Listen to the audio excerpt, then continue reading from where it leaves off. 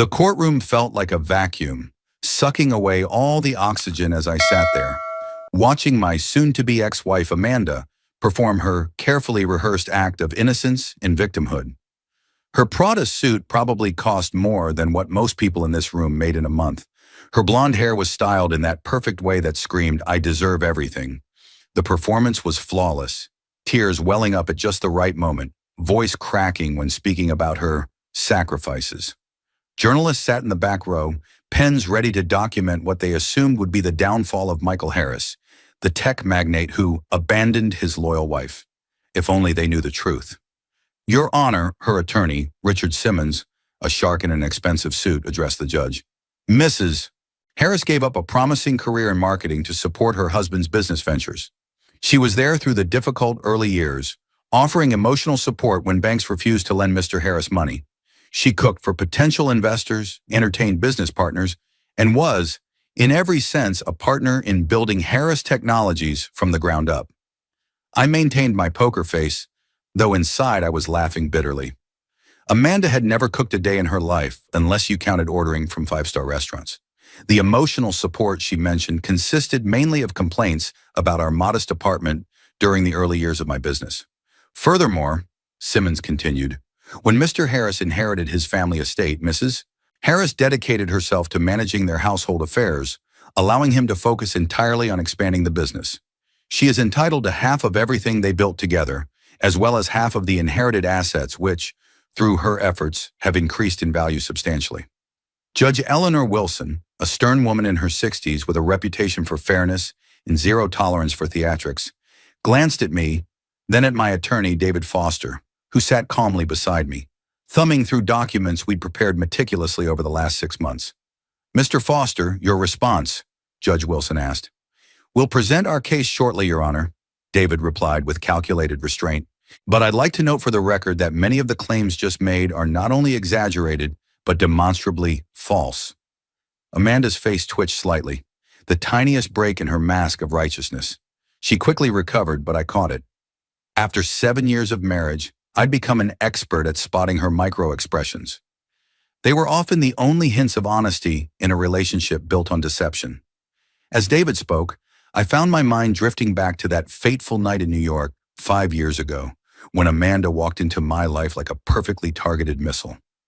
The charity gala at the Metropolitan Museum of Art wasn't my scene. I'd only attended because a major investor insisted. The room sparkled with wealth, diamonds catching light, champagne flowing freely, laughter that seemed practiced rather than genuine. I was about to make my excuses and leave when I spotted her across the room.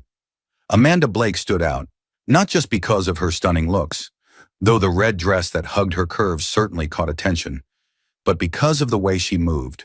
There was purpose in her gestures, intelligence in her eyes. She was talking animatedly with the CEO of a major financial institution, and unlike the vapid socialites dotting the event, she seemed to be saying something worth hearing.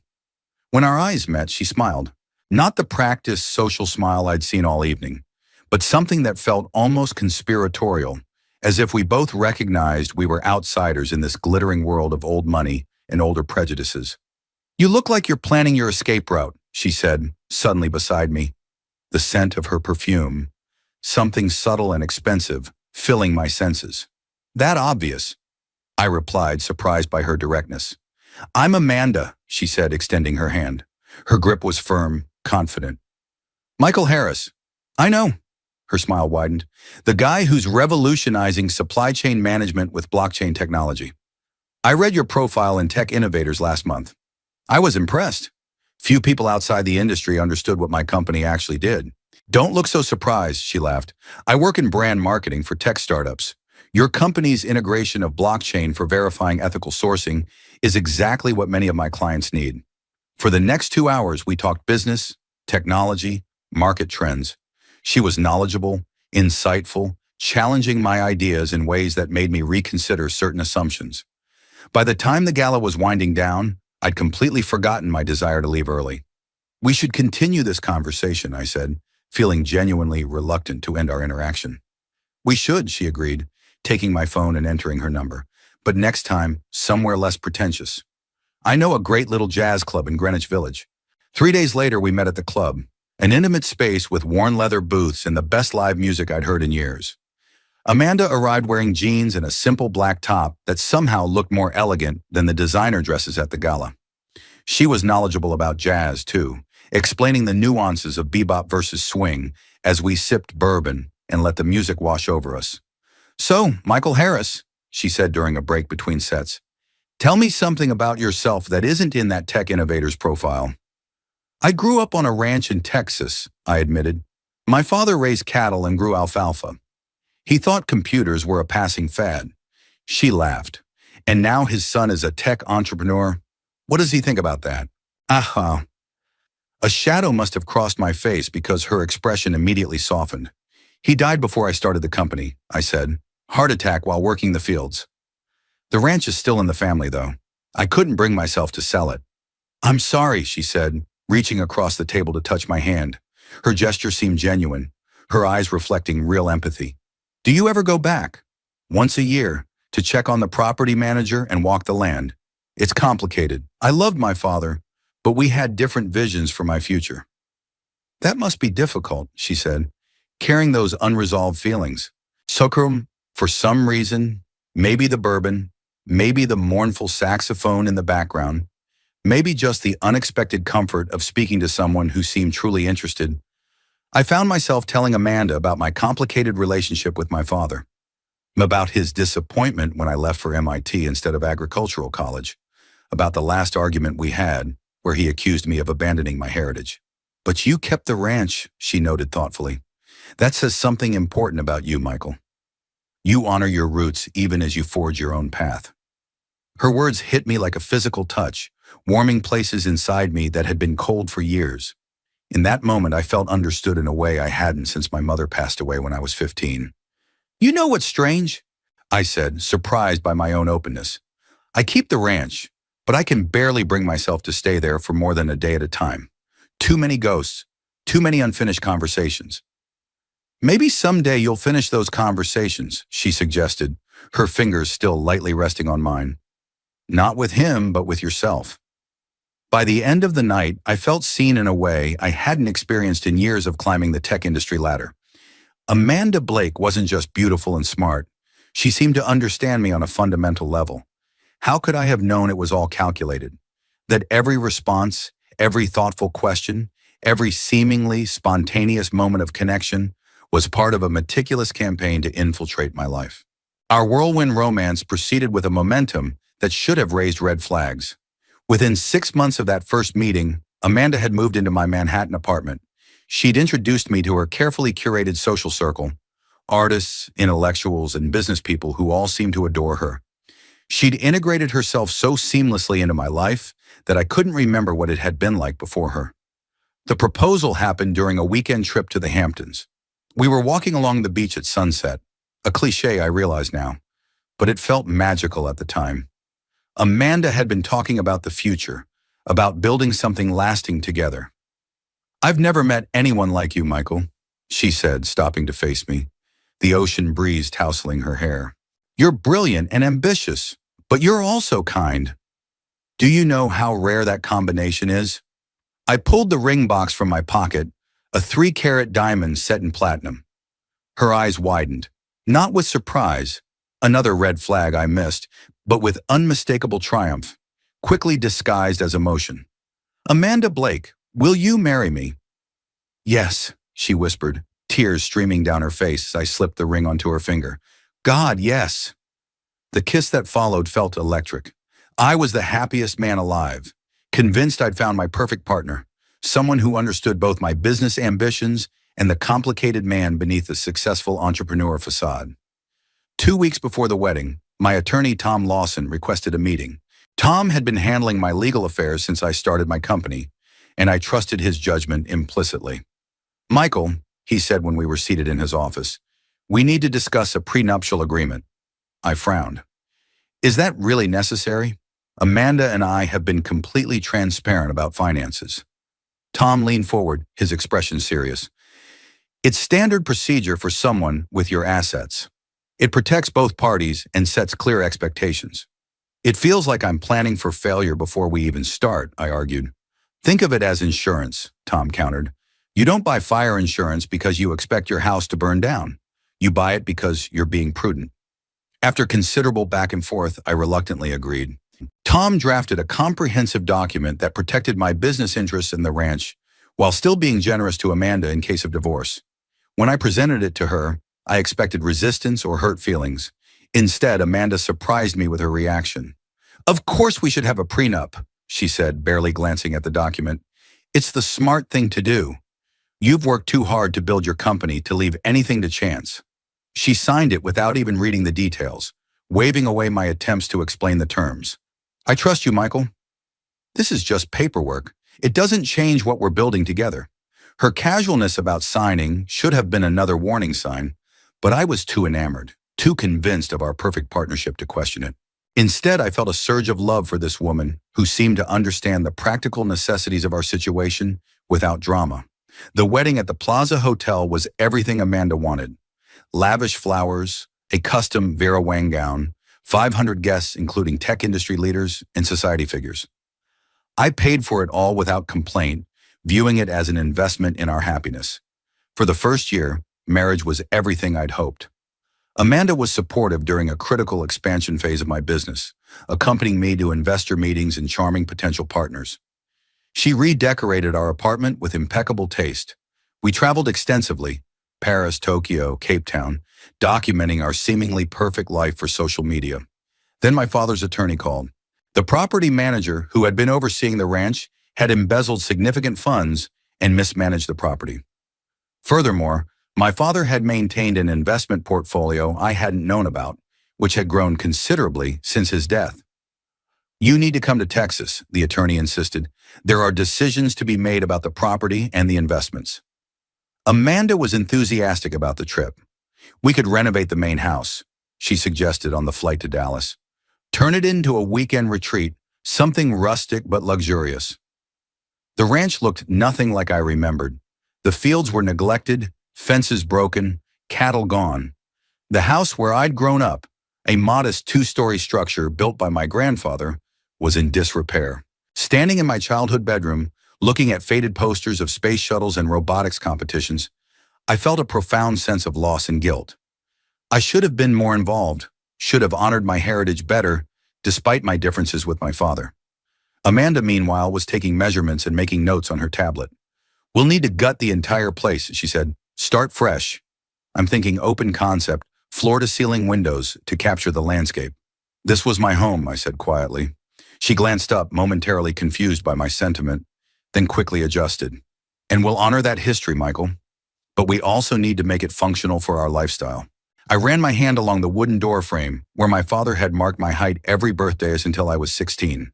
This isn't just about functionality, Amanda. These walls, they're the last physical connection I have to my parents. She paused, setting down her tablet. Coming to stand beside me, she traced the height markings with her own fingers. I understand, she said softly. We'll preserve what matters most to you. I promise. Her sensitivity in that moment touched me deeply. I believed her. Another mistake in a long series of misjudgments. The meeting with my father's attorney revealed that, despite the property manager's theft, the ranch and investment portfolio were worth considerably more than I'd realized. My father, for all his rural pragmatism, had been shrewder about money than I'd given him credit for. The mineral rights alone are worth millions, the attorney explained, and the investments are primarily in blue-chip stocks and municipal bonds. Very conservative, very stable. That night, in our hotel in Dallas, Amanda was unusually affectionate. I'm so proud of you, she murmured, trailing kisses down my neck. You're honoring your father's legacy while building your own. It's sexy as hell. When we returned to New York, Amanda quit her marketing job. With the ranch renovation and managing our social obligations, I need to focus on supporting you full-time, she explained. Plus, we're financially secure enough now that I can be more selective about my career moves. I didn't question it.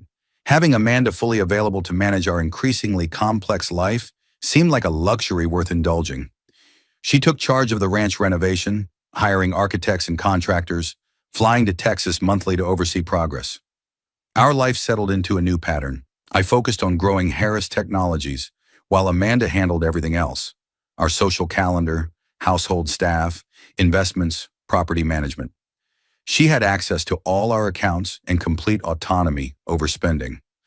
The first signs of trouble came subtly. Credit card statements with charges I didn't recognize. Weekend trips to destinations she was vague about. Phone calls that ended abruptly when I entered a room. Conference in Boston, she'd say casually. Just boring marketing stuff. Run those charges. I'm planning a surprise for your birthday. Don't ruin it by asking questions. I wanted to believe her. The alternative, that the woman I'd built my life around was deceiving me, was too painful to consider. 6 months after starting the ranch renovation, I decided to surprise Amanda by joining her in Texas without warning. I told her I was tied up with meetings all weekend, then caught an early flight Friday morning. I rented a car at the Dallas airport and drove the familiar route to my childhood home, imagining her delight at seeing me unexpectedly. What I found at the ranch shattered any remaining illusions about our marriage. The house, my childhood home, was gone. Not just under renovation, completely demolished. In its place was a construction site for what appeared to be a modernist monstrosity of glass and steel. Nothing like the warm, wooden structure where I'd grown up. Workers in hard hats swarmed the property. Heavy machinery roared. And in the center of it all stood Amanda, gesturing animatedly as she spoke with a man I didn't recognize. Tall, dark-haired, expensively dressed in a way that seemed out of place in rural Texas. I parked and approached slowly, my shock giving way to a cold, creeping anger unlike anything I'd ever experienced. Amanda's back was to me, but the man saw me coming. He said something to her, and she turned, surprise flashing across her face before she composed herself into a smile. "Michael, what are you doing here? This was supposed to be a surprise." "It certainly is," I replied, my voice unnaturally calm as I surveyed the destruction of my heritage. "Where's my house, Amanda?" "Darling, I know this looks drastic, but the foundation was compromised. The structural engineer said it couldn't be saved." She approached, reaching for my hand, but I stepped back. "We're building something beautiful in its place, something that honors the land while looking toward the future." "Who authorized this?" I demanded. "When did a renovation become a complete demolition?" "I tried to call you when we discovered the structural issues, but you were in that marathon board meeting last month. Decisions had to be made quickly to keep the project on schedule." Her explanation flowed too smoothly, too rehearsed. "And who's this?" I asked, nodding toward the man who stood watching our exchange with barely concealed impatience. "James Woodward," she said quickly, "our architect and project manager. James, this is my husband, Michael." The man extended his hand. "Mr. Harris, your wife has told me so much about you. I'm sorry about the old house, but you're going to love what we're creating here." I ignored his hand. "I'd like to see the structural engineer's report." Amanda's smile faltered. "It's at the site office. I'll have them send it to you next week. I want to see it now." "Michael, don't be difficult," she said, lowering her voice. "We have guests coming for dinner at the hotel tonight, James and some of the other project leads. We can discuss all this later." I looked at her, really looked at her, and for the first time, I saw a stranger. Not the woman I'd fallen in love with, not my partner, but someone with her own agenda that had nothing to do with my happiness or our shared future. "There's no structural report, is there?" I said quietly. The man, James, cleared his throat. "I should check on the foundation work. Mrs. Harris will continue our discussion at dinner." He retreated hastily, sensing the marital storm brewing. Once he was gone, Amanda's demeanor changed. "Don't make a scene, Michael. This is business. The old house was a teardown. Anyone with eyes could see that. I'm creating something worthy of your success." "My success?" I echoed. "Or your ambition. This was my childhood home, Amanda, the only physical connection I had left to my parents." "It was a decaying farmhouse in the middle of nowhere," she snapped, her mask slipping further. "I'm turning it into a showplace where we can entertain properly, where we can build the kind of connections that take your company to the next level. You promised to preserve what mattered to me. I preserved the land, the views, the potential." She gestured at the construction site. "This is what matters now. The future, not the past." I turned away from her, walking to where the old oak tree still stood, the one place on the property that remained unchanged. My father had hung a tire swing from its lowest branch when I was 8. I'd spent countless summer days reading in its shade. Amanda followed, her voice softening. Michael, I know change is hard, but trust me, when you see the finished product, you'll understand why this was necessary. I didn't respond. In that moment, the gulf between us felt unbridgeable. I wasn't just angry about the house. I was mourning the relationship I thought we had, one built on mutual understanding and respect. I'm going back to New York, I said finally. Finish your dinner with James and the others. We'll talk when you return. Her relief was palpable. That's probably best. You're upset now, but once you've had time to think it through, don't tell me how I feel or what I'll think, I interrupted, my voice deadly quiet. You've done enough of that already. I drove back to Dallas in silence, my mind working through every conversation we'd had about the ranch, every promise she'd made and broken. By the time I boarded the plane to New York, a cold clarity had replaced my initial shock and anger. I needed to know what else Amanda had been lying about. Then came the foundation. Amanda announced she was starting a charitable organization focused on technology education for underprivileged youth, a worthy cause that aligned with my values. I need initial funding to get it off the ground, she explained. Just $1 million to start. We'll raise more through your business connections. I transferred the money without hesitation. The Amanda Harris Foundation was established with considerable fanfare, including a launch gala attended by tech industry luminaries and covered by major publications. 6 months later, when I asked about the foundation's progress, Amanda became defensive. These things take time, Michael. Building programs, establishing partnerships, it can't be rushed just because you're used to the fast pace of tech development. It was our first serious argument. I pointed out that I had a right to know how the foundation bearing our name was using my donation. She accused me of not trusting her judgment.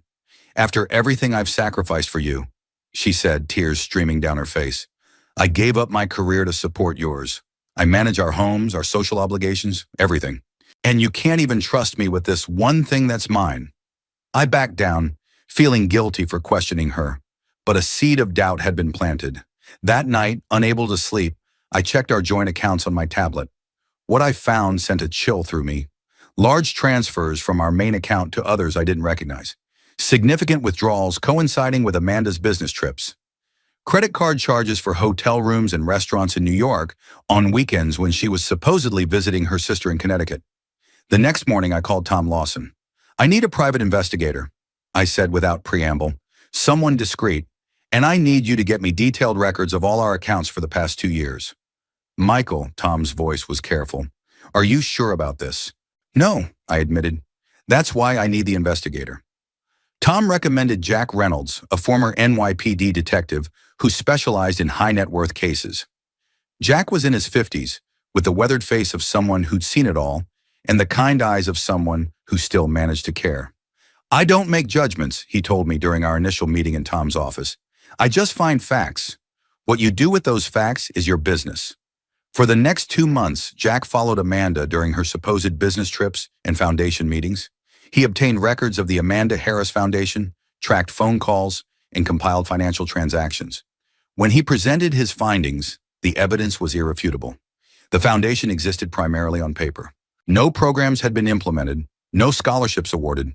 The $1 million I donated had been systematically siphoned through a series of shell companies to private accounts. But that wasn't the worst of it. She's been having an affair, Jack said, sliding photographs across the desk. Jason Blackwood, financial consultant based in Manhattan. The photos showed Amanda and Jason in intimate situations, entering his apartment building, dining at exclusive restaurants, walking hand in hand through Central Park. They've been together at least a year based on electronic records, Jack continued. Text messages suggest they're planning a future together. He hesitated before adding, there's evidence they're planning to clean you out, Mr. Harris. Conversations about accessing accounts, transferring assets offshore. They're waiting for something, though it's not clear what. The betrayal was total. Every aspect of our life together had been a calculated performance. I felt physically ill looking at the evidence, but also strangely relieved. The inconsistencies that had been nagging at me finally made sense. There's one more thing, Jack said, about the ranch renovation. The contractors Amanda had hired were charging 3 times market rate, with the excess being directed to yet another account under her control. And the architect, James Woodward. He was Jason Blackwood's brother. What do you want to do? Tom asked when Jack had left.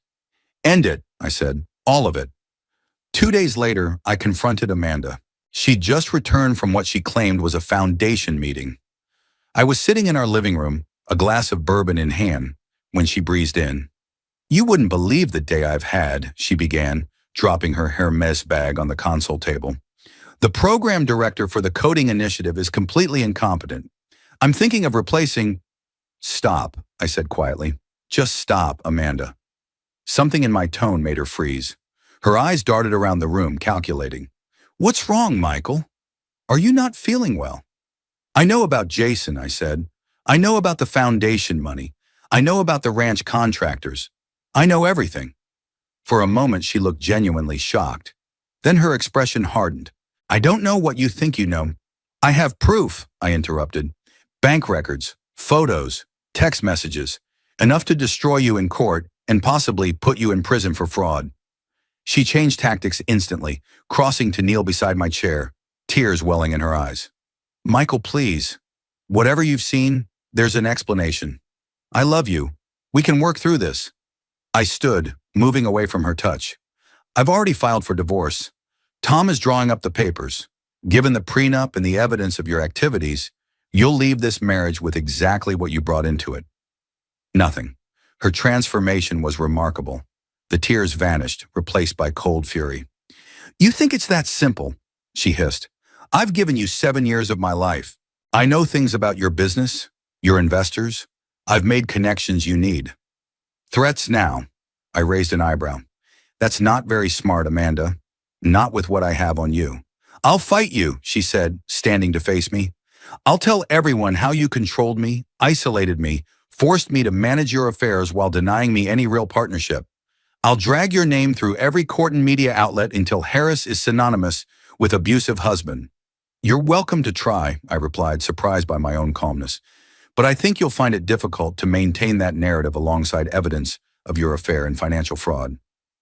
For a moment, uncertainty flickered across her face. Then she grabbed her bag. This isn't over, she said, heading for the door. Not by a long shot. The next day, I received a text from an unknown number. Central Park, Bethesda Fountain, 3 p.m. Come alone if you want to salvage anything from this mess. -J, I recognized the initial immediately. Jason Blackwood wanted to meet. Against my better judgment, and without telling Tom or Jack, I went. He was waiting on a bench, looking like he belonged on the cover of a financial magazine in his tailored suit and designer sunglasses. When he saw me approach, he stood, extending his hand as if we were meeting for a business lunch. I ignored the gesture. Make it quick. I have actual work to do. Look, Harris, he said, dropping his hand. This doesn't have to get ugly. Amanda made some mistakes, but so did you. Fascinating perspective, I replied. Please elaborate on how I'm responsible for my wife stealing from me and cheating with you.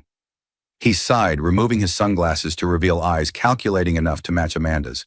You neglected her. She was lonely. Things happened.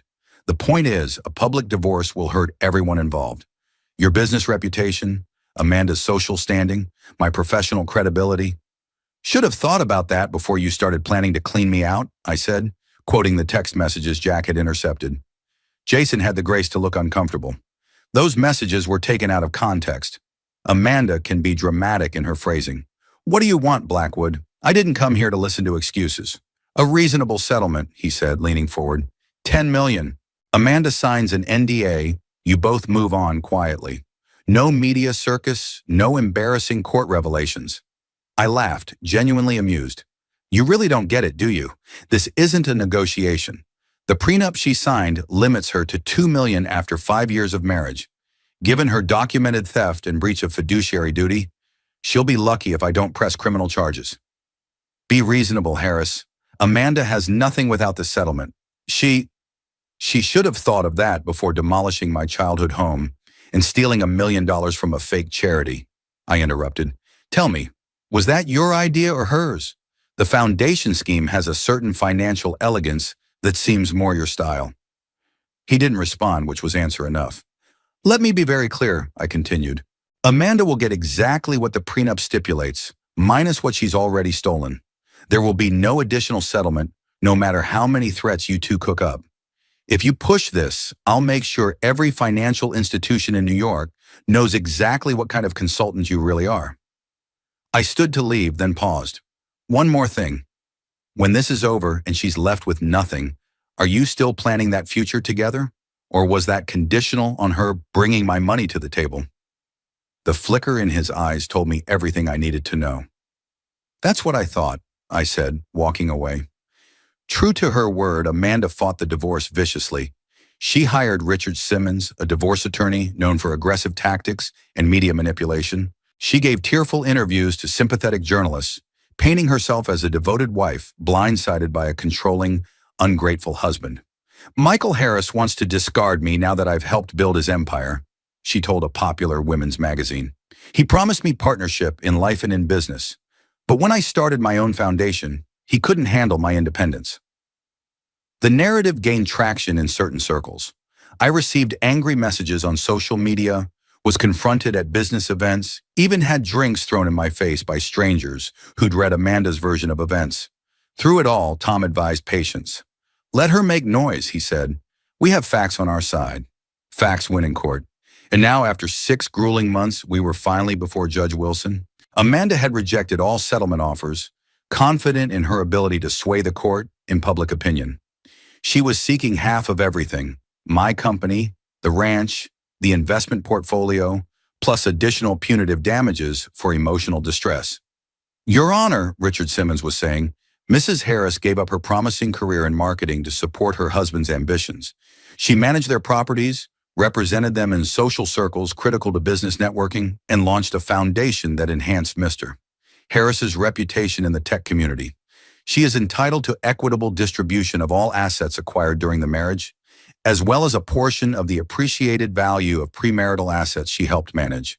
Amanda nodded solemnly beside him, the picture of a wronged woman seeking only justice. Judge Wilson turned to us. Mr. Foster, your response to these claims? David stood, buttoning his jacket. Your Honor, we have evidence that directly contradicts Mrs. Harris's claims.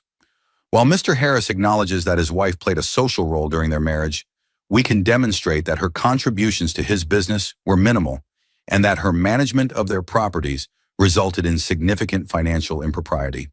Amanda's lawyer jumped up. Objection. Counsel is making accusations without presenting evidence. I'm about to present that evidence, Your Honor, David replied calmly. With the court's permission. Judge Wilson nodded. Proceed, Mr. Foster. David walked toward the bench carrying a sealed envelope. Your Honor, I'd like to submit this as Exhibit A. He handed the envelope to the bailiff, who passed it to Judge Wilson. She opened it carefully, removing a document that I knew well, the prenuptial agreement Amanda had signed so casually before our wedding. This is a valid prenuptial agreement, signed by both parties and properly notarized, David explained. It clearly stipulates that Harris Technologies remains the sole property of Mr. Harris in the event of divorce, as does the Texas ranch and any inherited assets. It provides for a settlement of $2 million to Mrs. Harris after 5 years of marriage, an amount Mr. Harris is prepared to honor despite evidence of Mrs. Harris's breach of fiduciary duty and marital obligations. Judge Wilson examined the document carefully, then looked at Amanda and her attorney. Mr. Simmons, were you aware of this agreement? Richard looked flustered. Your Honor, my client informs me she signed this under duress, without proper legal counsel. We contend that the agreement is unconscionable and should be set aside. That's not true, Your Honor, David interjected. We have video of the signing, which clearly shows Mrs. Harris stating she had reviewed the document with her own attorney and understood its terms. Amanda's face paled. I had insisted on recording the signing precisely because she had been so casual about it. At the time, it was to protect her. Now it was protecting me. David continued methodically. Furthermore, Your Honor, we have substantial evidence of Mrs. Harris's breach of marital obligations and fiduciary duties, which would invalidate any claims beyond the prenuptial agreement. He presented the court with a carefully organized binder of evidence, bank records showing Amanda's systematic theft from our joint accounts in the foundation, photos documenting her affair with Jason, text messages between them discussing their plans to clean out my accounts. The courtroom fell silent as Judge Wilson reviewed the evidence. Amanda whispered frantically to her attorney, who looked increasingly uncomfortable. Your Honor, Richard tried again, These allegations, even if true, don't negate Mrs. Harris's contributions to her husband's business success and the appreciation of his assets during the marriage. Actually, they do, David countered. Under state law, financial misconduct and adultery can be considered when determining equitable distribution. Moreover, we have expert testimony ready to demonstrate that Mrs. Harris's management of the Texas property resulted in the destruction of historical structures and fraudulent billing that cost Mr. Harris over $3 million. Judge Wilson raised her hand to silence further argument. I've seen enough for today. We'll recess for lunch and reconvene at 1:30. As the judge left the courtroom, Amanda approached me, her attorney trailing behind looking concerned. "This isn't over, Michael," she hissed, quiet enough that only I could hear. "I know things about your business, arrangements with suppliers in Southeast Asia that wouldn't look good if they became public. Think carefully about what you're doing." I met her gaze steadily. "Are you threatening me, Amanda?" "I'm reminding you what's at stake," she replied. $2 million is insulting. I want $20 million in the New York apartment, or everyone will know exactly how Harris Technologies maintains its profit margins. Before I could respond, David stepped between us. "Mrs. Harris, all communication should go through counsel, and I should warn you that threats of extortion only strengthen our case." She turned on her heel and stalked away, Richard hurrying after her with a worried expression. "What was that about?" David asked when they were out of earshot. "She's grasping at straws," I said. "There's nothing improper about our supply chain. We've been independently certified for ethical sourcing. She's bluffing." But I couldn't help wondering what other damage Amanda might try to inflict if she felt cornered. She had been at my side during critical business meetings, had access to confidential information, knew my weaknesses and vulnerabilities. The thought of what she might do out of spite was unsettling. During the lunch break, I found myself alone in the courthouse corridor, staring out a window at the busy street below. The past year had been the most difficult of my life. Discovering Amanda's betrayal, confronting the extent of her deception, fighting to protect what I'd built. I felt hollowed out, exhausted in a way that went beyond physical tiredness. "You holding up okay?" Jack Reynolds appeared beside me, his weathered face concerned. "As well as can be expected," I replied. "It's surreal sitting in that courtroom, listening to her lie about our life together." Jack nodded. "I've seen it hundreds of times. The person who's wronged you tries to flip the script, make themselves the victim. It's a common tactic when the facts aren't on their side. I keep asking myself how I missed it," I admitted. 7 years, Jack. 7 years with someone who was playing me the entire time. "Don't beat yourself up. She's good. One of the best I've seen. The long con is her specialty. She probably started researching you months before that chance meeting at the gala." I turned to him, surprised. "What makes you say that?" "The way she approached you with knowledge about your business. The perfect timing. The carefully crafted persona that matched exactly what you needed at that point in your life." Jack shrugged. "Classic targeting. I've seen it before with wealthy marks." "Marks," I repeated bitterly. "That's what I was to her. A mark." "Hey," Jack put a hand on my shoulder. "You caught on. Most don't until they're cleaned out completely, and now you're fighting back. That counts for something." When court reconvened, the atmosphere had changed. Richard Simmons approached David before the judge entered, and they had a brief, intense conversation. David returned to our table looking pleased. "They want to settle," he whispered. $2 million plus the apartment. They'll drop all other claims if we agree not to pursue criminal charges for the foundation fraud." I considered it briefly. The apartment was worth about $4 million, so the total settlement would be $6 million, more than the prenup specified, but less than a protracted legal battle might cost in legal fees and negative publicity. "No," I decided. "The prenup terms stand. $2 million minus what she's already taken, and I want a formal retraction of her public statements about me." David nodded, returning to confer with Richard. Their conversation appeared heated, with Richard repeatedly shaking his head. Judge Wilson entered, and everyone rose. "Counsel, have you reached any agreement during the recess?" she asked. "No, Your Honor," David replied. "We remain at an impasse." "Very well," she said. "Mr. Simmons, call your first witness." Richard called Amanda to the stand. She had composed herself during the break, once again the picture of dignified suffering as she was sworn in. For nearly an hour, she testified about her contributions to my success, the social connections she'd fostered, the suppliers she'd introduced me to, the countless hours spent representing our family at business functions. She spoke about sacrificing her own career ambitions to support mine, about pouring her creativity and energy into the ranch renovation to create a legacy property for our future family. Throughout her testimony, she avoided mentioning the prenup, the foundation, or Jason Blackwood. When Richard finished, David stood for cross-examination.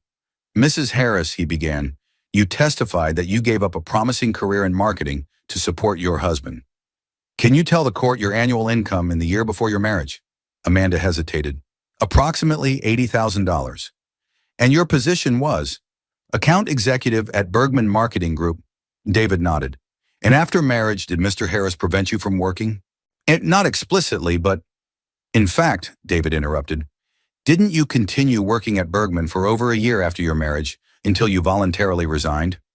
"Yes, but—" "And when you resigned, didn't you tell your colleagues it was because, and I quote, 'I don't need to work anymore with Michael's money'?"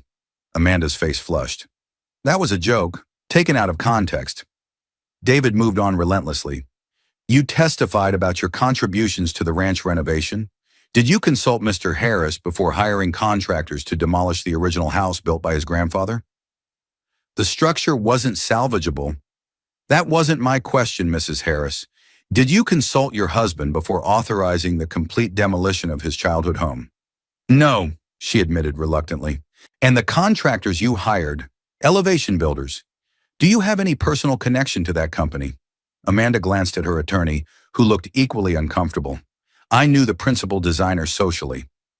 "Isn't it true that the principal designer, James Woodward, is the brother of Jason Blackwood, with whom you've been having an extramarital affair?" The courtroom erupted in murmurs. Judge Wilson banged her gavel. "Order! Objection!" Richard shouted. "Counsel is making scandalous accusations without foundation." "Your Honor," David replied, "we submitted photographic evidence and text messages documenting Mrs. Harris's relationship with Mr. Blackwood. I'm establishing a pattern of financial impropriety connected to this relationship." Judge Wilson considered, then nodded. "Overruled. The witness will answer." Amanda's composure finally cracked. "Yes," she admitted, her voice barely audible. "James is Jason's brother." "And isn't it true that Elevation Builders charged Mr. Harris over 3 times the market rate for the renovation, with the excess being diverted to accounts you control?" "I don't know anything about that," she insisted. David approached with another document. "This is a bank statement from Cayman National Bank, account number ending in 4372, registered to Amanda Blake Harris. Can you explain the deposits totaling $2.7 million from Elevation Builders between January and June of last year?" Amanda looked trapped. "I can't." For the next hour, David methodically dismantled every aspect of Amanda's testimony, presenting evidence of her affair, her financial misconduct, and her systematic campaign to gain control of my assets. By the time he finished, she was visibly shaken, her carefully constructed image in tatters. Richard tried to repair the damage on redirect examination, but it was too late. The facts were overwhelmingly against them. When Amanda stepped down, Richard called several of her friends to testify about her contributions to my social and business success. Their testimonies sounded rehearsed and hollow after the evidence presented against her. Then it was our turn. David called Jack Reynolds, who professionally recounted his investigation and findings. He called the Texas contractors who had assessed the unnecessary demolition of the ranch house. He called financial experts who traced Amanda's misappropriation of funds. Finally, David called me to the stand. Under his careful questioning, I described my business before meeting Amanda, the prenuptial agreement she had signed without reading, and my discovery of her deception. I spoke without anger or accusation, simply stating facts. The pain of betrayal was still raw, but I refused to let it color my testimony. During cross-examination, Richard tried to provoke an emotional response, suggesting I had been controlling, that I had pushed Amanda into managing properties without proper support, that I had neglected her emotional needs while focusing on business. I remained calm, referring back to documented facts, our equal partnership agreement, the support staff I had provided, the unlimited budget for household and personal expenses. When he brought up Amanda's foundation, I simply stated that I had donated $1 million at her request, without conditions or interference. By the time testimony concluded, it was late afternoon. Judge Wilson looked tired but focused. "I've heard enough to make a determination," she announced. "This case hinges on two key issues: the validity of the prenuptial agreement and whether Mrs. Harris's conduct constitutes a breach of fiduciary duty that would impact equitable distribution." She shuffled through the documents before continuing. "The prenuptial agreement appears properly executed, with both parties having had the opportunity for independent legal counsel. Mrs. Harris's claim that she signed under duress is not supported by the video evidence, which clearly shows her stating she had reviewed the document. Therefore, I find the prenuptial agreement valid and enforceable." Amanda closed her eyes briefly, her hands clenching in her lap. "Regarding Mrs. Harris's conduct," the judge continued, "the evidence of financial misconduct and breach of fiduciary duty is substantial and troubling. The diversion of funds from the foundation, the excessive charges for the Texas property renovation, and the unauthorized transfers from joint accounts all constitute actions contrary to the marital economic partnership." Judge Wilson looked directly at Amanda. "Mrs. Harris, the court takes a dim view of using charitable organizations for personal gain. While that matter is not directly before me today, I am referring the foundation issues to the district attorney's office for review." Amanda paled visibly. Richard placed a restraining hand on her arm as she started to rise in protest. "My ruling is as follows," Judge Wilson declared. "The prenuptial agreement will be enforced. Mr. Harris retains full ownership of Harris Technologies, the Texas Ranch property, and all inherited assets. Mrs. Harris is entitled to the settlement specified in the prenuptial agreement, $2 million, minus documented funds already misappropriated, which total approximately $3.4 million. She paused, calculating. Since the misappropriated amount exceeds the settlement amount, Mrs. Harris is not entitled to any additional payment. Furthermore, she is ordered to repay $1.4 million to Mr. Harris within 90 days. Amanda gasped audibly. "That's impossible. I don't have—" "Silence," Judge Wilson commanded. "I'm not finished. Each party will retain their separate property acquired before the marriage and any gifts specifically intended for that party. Mrs. Harris will be responsible for her own legal fees and is ordered to issue a public retraction of statements made about Mr. Harris within 30 days. The judge gathered her papers. "This court is adjourned." The finality of the gavel echoing through the courtroom felt like the period at the end of a very long, painful sentence. 7 years of my life concluded in a single afternoon of legal proceedings. As people began filing out, I saw Jason Blackwood slip out from the back row. He'd been watching the proceedings, probably hoping to see Amanda emerge victorious with millions. Now he hurried away without even acknowledging her. Amanda noticed too, her face contorted with rage and betrayal as she watched her lover abandon her, now that she had nothing to offer him. "You've ruined me," she hissed as I passed her on my way out. "I hope you're satisfied." I paused, looking at this woman I had once loved with my whole heart. "You ruined yourself, Amanda. I just refuse to let you ruin me too."